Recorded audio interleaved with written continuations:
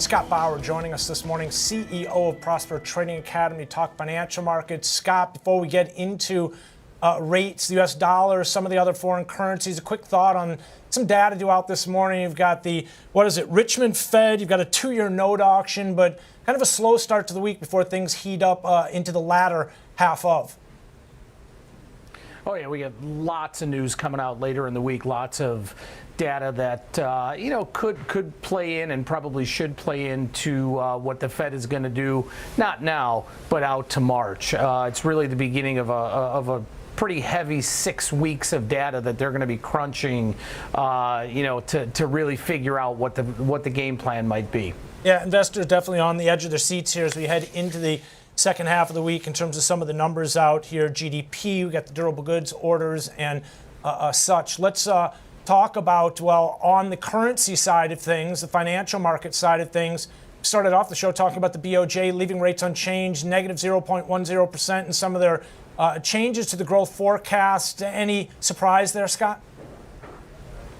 No surprise, but there was some commentary, though. They seem to, maybe get a little bit hawkish, but we've seen this story before, Ben. We saw this just a couple months ago. There was a lot of hope, a lot of enthusiasm that they might be, kind of winding down their zero interest rate or negative interest rate policy. It didn't pan out, but now, there's talk about that again. So you're seeing the yen strengthen just a little bit on that news this morning here. But, like I said, we've kind of seen this story play out before, and I wouldn't be buying into it, to be quite honest with you. Yeah, I kind of feel like Charlie Brown and some of the other traders are getting that running start headed into April, right? But look out, because Lucy's holding onto the ball still, possibly. Let's talk about the impact on the U.S. dollar. I guess maybe a pretty good reflection of a market that's just sort of waiting for more information, whether it be from the BOJ, the ECB, the BOC also later this week, but the greenback hanging out right around 103.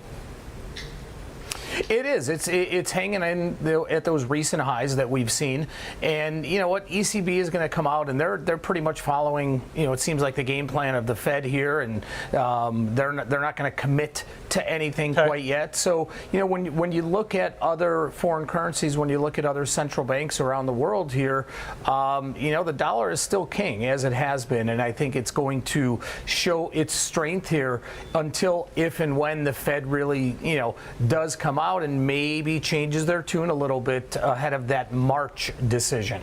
Scott, where do you stand on the March decision? What are your expectations this spring? For March? Yeah. I mean, according to all the data that's out there, the FedWatch tool, kind of it's 50-50, about 50-50 right Yeah. now. Personally, I do think they should cut because to me, even though some of the numbers have, consistently come in pretty strong economically here, there's certainly a buildup. If you kind of pull away the curtain a little bit here, Ben, there's some very large concern about the consumer. Even though the consumer is still healthy and spending, the debt that's piling up is enormous. And I think when they start pulling back a little bit here, the Fed, and really diving in and looking at the numbers here, I think they can see the weakness that is out there. And to me, I think they need to get ahead of it a little bit, not for the markets. This is not a market movement, higher, lower. It is what is best for the economy. In my opinion, they should be cutting in March. Yeah, Bond King Bill Gross basically stating the same thing. I think it was in a Bloomberg interview yesterday. He was talking about how it's time for the Fed to start cutting, right? And how it's time for the Fed to cut their balance sheet as well, or stop shrinking the balance sheet, I should say. Scott, let's talk a little bit about rates here, because while the dollar's been comfortable right around this 103 handle, you've got the 10-year, which is kind of parked and holding, again, waiting for more information, right around 4%. What's unbelievable, Ben, is, we've had this conversation 4, 6, 8 weeks ago when we saw that 10-year really plummet, down to below 390 or so.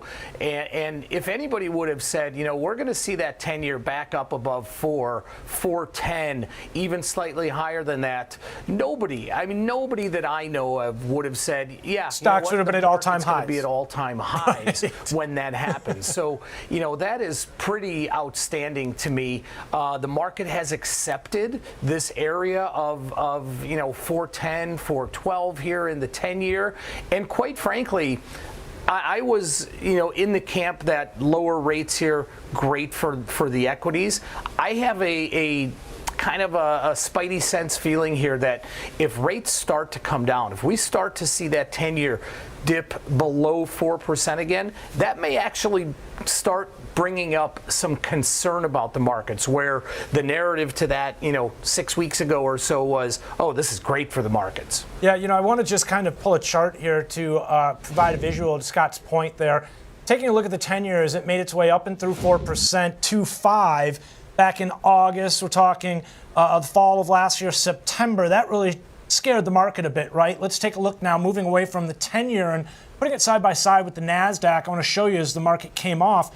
Here we are into August, September of last year. NASDAQ pulled back down below 15,000, yet here we are again, inching our way up towards 18,000 as we're holding right around 4%. So a little bit of disconnect there. Maybe, Scott, lastly, one could argue that it has to do with some of the strength we've seen in terms of economic conditions here in the U.S. It's still really just amazing to me here. And again, the decision that's coming out this week, we know Fed is not going to do anything.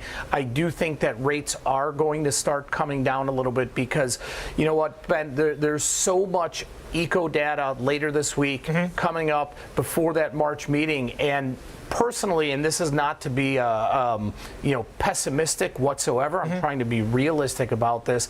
I just personally don't see how this eco data is going to remain as strong as it has been. So I would expect rates to come down.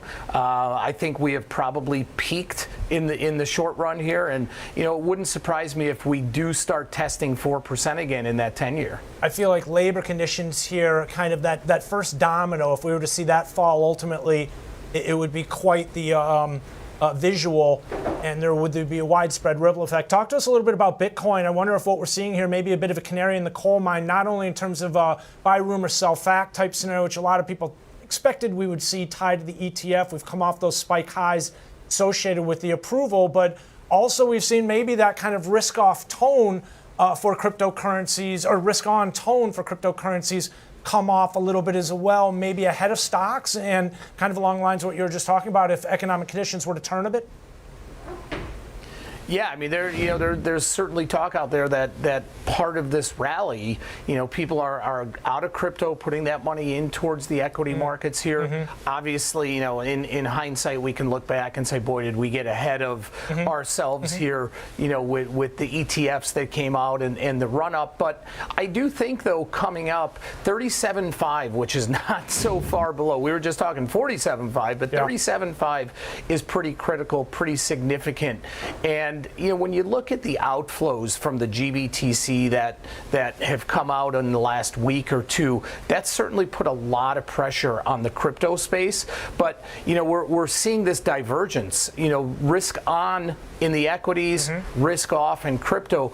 We've seen them kind of go hand in hand a little bit here, but we have a big divergence right now. But I think we're coming up to a critical area, and I would expect a bounce. I'm not saying we're going to get all the way back up to 47 or so, but I would expect to bounce up to about the 42 area pretty shortly here. Maybe stocks just kind of playing catch up, or Bitcoin kind of playing catch back in some ways, because towards the beginning of the year, I remember stocks sort of went sideways for a little bit while Bitcoin was still into those new highs tied to the ETF, the approval expectations here. It's actually back below the 50-day moving average this week, back below 40,000. So something to keep an eye on, as well as, what was the level you mentioned again, Scott, 35,000?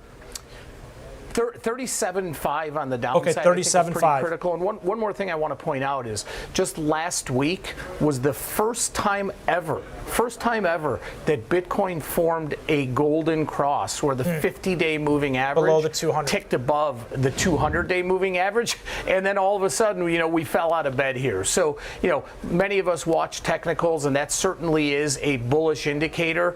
We'll see if that in the longer term holds out, but I thought that was a pretty important pivot point for Bitcoin, and we'll see if that 37.5, if we get down there, if that holds. All right, Scott Bauer joining us, Currencies and Treasuries this morning, and appreciate your thoughts. Scott's CEO, Prosper Trading Academy at Scott Bauer again. Now